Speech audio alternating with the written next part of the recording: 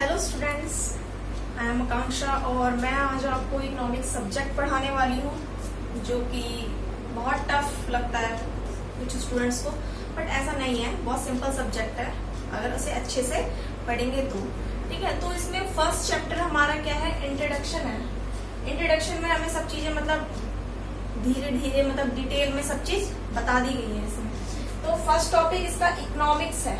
Economics क्या है ये जानना सबसे पहले हमारे लिए जरूरी है। Economics is the study of how society uses it's limited resources. कैसे हमारी जो इकोनॉमी है वो लिमिटेड सोर्स के साथ प्रोडक्शन करती है। ठीक है, ये सब कुछ क्या करना पड़ता है, एकदम डील करना पड़ता है हर प्रोड्यूसर को कि उसे कैसे कैसे लिमिटेड सोर्स के साथ प्रोडक्शन करना है।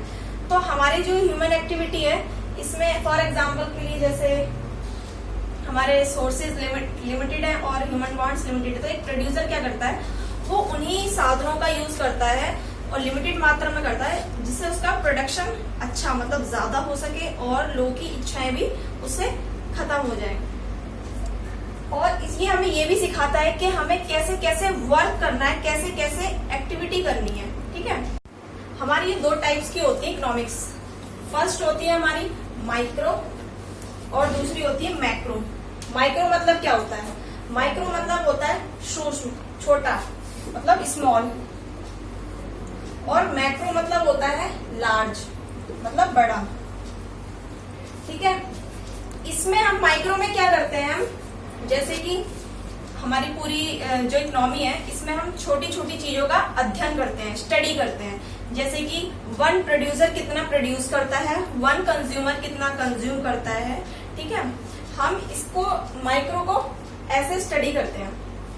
मैक्रो में हम पूरे होल डाटा को स्टडी करते हैं, जैसे कि पूरी देश की इनकम, हमारी नेशनल इनकम कितनी है, ठीक है, प्रोडक्शन कितना हो रहा है, होल इन्वेस्टमेंट कितना हो रहा है, होल सेविंग कितनी हो रही है। तो हम इसमें पूरे डाटा को एनालाइज करते हैं मैक्रो में, और माइक्रो में छोटी चीजों को स्टडी करते हैं और इसमें बड़ी चीजों को स्टडी करते हैं।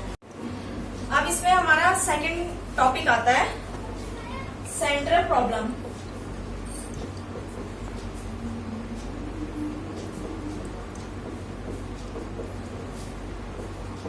सेंट्रल प्रॉब्लम क्या होती है, सेंट्रल प्रॉब्लम को हम कहते हैं केंद्र समस्या। केंद्र समस्या हमारी क्या होती है, तीन टाइप की होती है ये। पहली होती है what to produce, what to produce, फिर हाउ टू प्रोड्यूस, और तीसरी होती है हमारी whom to produce. What to produce, क्या उत्पादन करें, हाउ टू प्रोड्यूस, कैसे उत्पादन करें, और last one is whom to produce, किसके लिए उत्पादन करें। ये हमारे इकोनॉमी में प्रॉब्लम इसलिए होती है क्योंकि लिमिटेड सोर्सेज है और ह्यूमन वांट्स अनलिमिटेड है। ठीक है, तो ये प्रॉब्लम इसलिए होती है क्योंकि व्हाट टू प्रोड्यूस क्या, क्योंकि हमारे इकोनॉमी में क्या प्रोड्यूस करना है ये सबसे पहले जरूरी है जानना, क्योंकि हमारी इकोनॉमी में जो ह्यूमंस हैं उनकी वांट्स क्या है उससे रिलेटेड है, क्योंकि सबको अलग अलग चीजें पसंद आती हैं। कभी किसी का कंजप्शन ज्यादा होता है और किसी का कम होता है। हमारे जो प्रोड्यूसर है उसको ये पता होना चाहिए कि उसको किसका उत्पादन सबसे ज्यादा करना है। तो सबसे पहले तो उसको ये देखना पड़ेगा कि उसे किस चीज का उत्पादन करना चाहिए, और दूसरा वो ये देखेगा कि कितनी क्वांटिटी में उसका उत्पादन करना चाहिए, कितने क्वांटिटी में उसको प्रोड्यूस करना चाहिए। ठीक है, और सेकंड है how to produce. How to मतलब कैसे उत्पादन करें। अब ये भी प्रॉब्लम है सबसे बड़ी, क्यों, क्योंकि इसमें दो टाइप आ जाते हैं हमारे। एक होता है लेबर इंटेंसिव, लेबर इंटेंसिव, और कैपिटल इंटेंसिव। ये टेक्निक है हमारी। ठीक है, इन टेक्निक को ध्यान में रखते हुए एक प्रोड्यूसर को प्रोड्यूस करनी पड़ती है चीजें। क्यों, क्योंकि अगर वो लेबर इंटेंसिव से प्रोड्यूस करेगा तो क्या होगा, अनएम्प्लॉयमेंट कम हो जाएगा, है ना, और कैपिटल इंटेंसिव करेगा तो अनएम्प्लॉयमेंट बढ़ जाएगा। बट इसमें क्या होता है, लेबर इंटेंसिव से अनएम्प्लॉयमेंट तो कम हो जाएगा बट आउटपुट क्या होगा, धीरे धीरे कम होने लगेगा।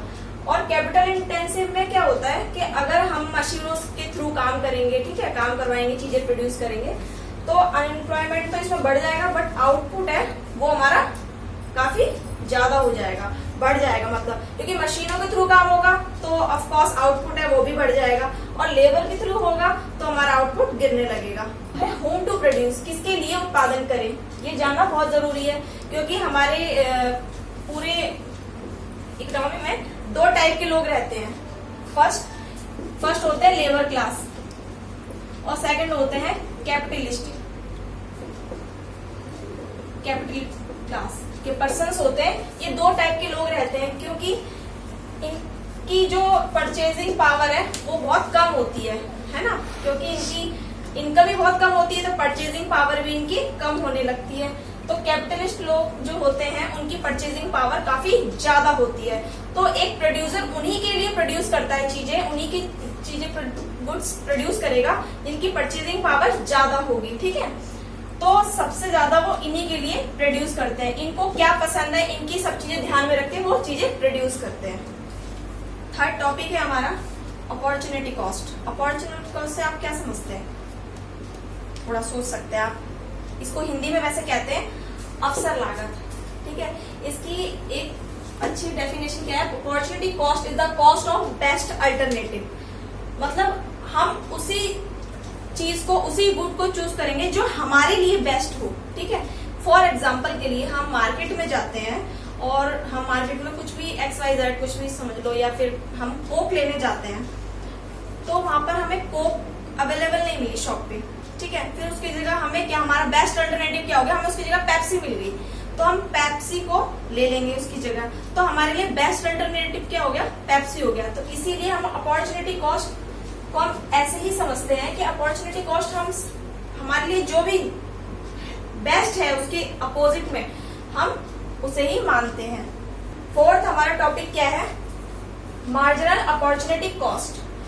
मार्जिनल अपॉर्चुनिटी कॉस्ट को क्या बोलते हैं हम, सीमांत अवसर लागत। सीमांत अवसर लागत की डेफिनेशन देखिए, the amount as of one goods that needs to be sacrificed per unit. मतलब अगर फॉर एग्जाम्पल के लिए मैं आपको एक टेबल बना के दिखाती हूँ, उससे आपको अच्छे से समझ में आ जाएगा, ठीक है। ये है A, ये है B, ये है X, ये है Y। फॉर एग्जाम्पल के लिए जैसे कि हम मार्केट जाते हैं, ठीक है। ये है गुड 1 और ये है गुड 2।